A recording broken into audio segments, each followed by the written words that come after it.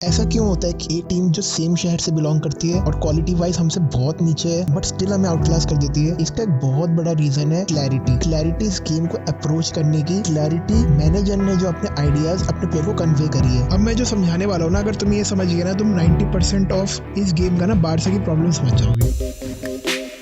Defensive structure समझने के लिए सबसे पहले समझना पड़ेगा डिफेंसिव ब्लॉक। डिफेंसिव ब्लॉक ये है कि तुम्हारी बैकलाइन और मिडफील्ड के बीच में जो गैप होता है ना, उसको कहते हैं defensive block. Most of the team ये करती है कि इस गैप के थ्रू कोई ऑपरेट ना कर पाए। अटैकिंग टीम उस चीज को मेंटेन करती है। जब ब्लॉक के अंदर ऑपरेट ना हो पाए, अटैकिंग टीम क्या करती है? या तो कॉर्नर से ऑपरेट करती है, ठीक है, या इसके ऊपर से करती है कि ऊपर से थ्रू निकाल दे। अब जब ये तीनों अप्रोचेस काम नहीं कर पाते, मतलब ऑपोजिशन तुम्हारे आगे खेलती है, अब तुम आराम से खड़े रहते हो, करने दो उसको जो है। अब जो मैंने जो ज्ञान पहला तुम समझ गए हो ना, अब तुम बारसा का डिफेंसिव स्ट्रक्चर देखो, इसमें स्पेस दिख रहा है कितना सारा है। अब तुम समझ पा रहे हो कौन एक्सप्लॉइट हुआ है, तुम ढंग से समझ पा रहे हो। जिन्होंने की अप्रोच बहुत क्लियर थी, 5 की बैकलाइन लगा रखी थी, उन्होंने कॉर्नर को डिफेंड करा अपने विंगर से। उनके दोनों विंगर पीछे आ रहे थे जब बारसा में बॉल आ रही थी। तुम जिरोना का कॉर्नर देखो कितने ढंग से ब्लॉक है। और यही कि तुम बार्सिलोना का वो तो मैं दिखाना ही नहीं चाहता क्योंकि उसमें कुछ नहीं था। यही बात मूवमेंट की, भाई जिरोना इतनी ज्यादा सिंक्रोनाइज थी ना, रटे पड़े थे उन्हें टाइम और स्पेस के बारे में। भाई प्लेयरों की अप्रोच इतनी क्लियर थी ना, क्योंकि भाई पोजिशनल प्ले का सबसे इंपॉर्टेंट पार्ट यही है कि टाइम और स्पेस अंडरस्टैंड करना कि तुम्हारे पास टाइम कितना है और तुम्हारा स्पेस कहाँ है कि जहाँ पे तुम्हें मूव इन करना है और कब मूव इन करना है। उनकी मूवमेंट, उनकी रोटेशन, उनकी कम्युनिकेशन एकदम टॉप नॉच। जिरोना इन पोजीशन इतनी पर्पसफुल थी, उनकी बॉल सर्कुलेशन इतनी बढ़िया थी। बीच बीच में तो मुझे ऐसा लग रहा था कि भाई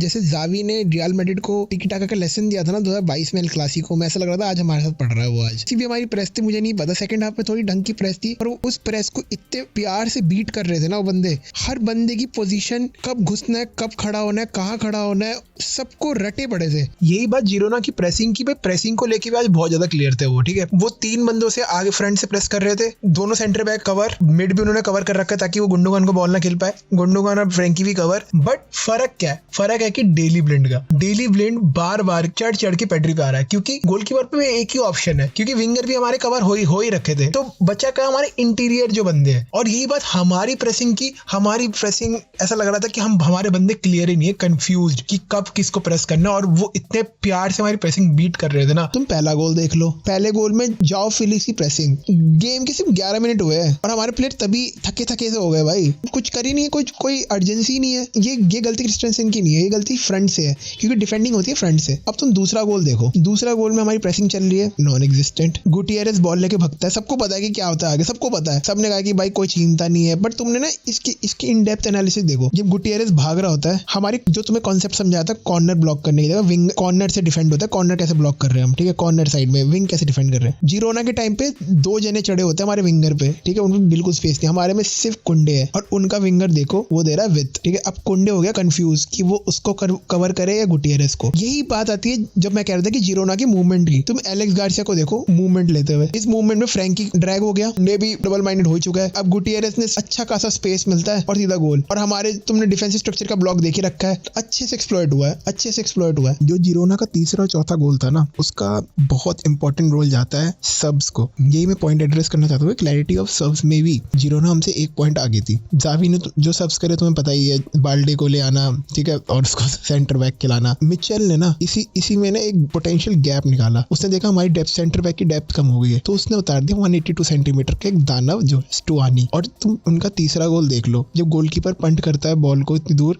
स्टुआनी हमारे पूरे सेंटर बैक में चढ़ा हुआ है। आराहो कुंडे का ऑलरेडी बहुत सारा कॉन्फिडेंस डाउन था, पूरे गेम जैसा चल रहा था। स्टुआनी हेडर जीतता है और ये तीसरा गोल पड़ जाता है। तुम चौथा गोल देख लो, चौथे गोल में जो हमें उनको फ्री किक मिली होती है ना, वो भी पोर्तो ने जीता होता है, जो उनका तीसरा सब होता है। और उसके बाद जो बॉल डलती है, तुम्हें बताइए कुंडे कैसा बहका होता है, और चौथा गोल भी पड़ता है स्टुआनी का। और तुम देख पा रहे हो ना कि उन्होंने अपने सब्स का कितना तगड़ा यूज करा है। उनके सब्स ने आते ही मतलब शायद गेम के 20-30 मिनट में उन्होंने 2 गोल मारा है। अब तुम्हें पता जितना ही मैंने बात बोली है, उनपे एक चीट कोड था। अब मैंने जिरोना की टैक्टिक ना, मैं अलग वीडियो बना सकता हूँ जिरोना के टैक्टिक को लेकर, और एक पूरी वीडियो बन सकती है, बट मुझे बनाना नहीं है ठीक है, पता नहीं क्यों। तुम ये देखो, उनके जो चीट कोड था ना, वो है ये बंदा गुटियरेस। मिचेल ने ना इसको ना एक फ्री रोल दे रखा है। फ्री रोल ये है कि +1 करना, न्यूमेरिकल सुपेरिटी करना। पोजीशन प्ले में चाहे वो जावी ले लो, पेप ले लो, आर्टेटा ले लो, एक फंडामेंटल पार्ट वो है न्यूमेरिकल सुपेरिटी। एक +1 जने का एडवांटेज होना, चाहे मिड में हो चाहे बैक में हो, ताकि तुम्हें एक बंदा एक्स्ट्रा हो तो तुम्हारा बिल्डअप अच्छे से होगा और प्रेसिंग प्रेसिंग भी वही तोड़ेगा, क्योंकि एक बंदा एक्स्ट्रा है ना, किस पे प्रेस करोगे। और गुटियरेस भाई इनका चीट कोड है, क्योंकि इस बंदे को लिबर्टी है कहीं भी भगने की,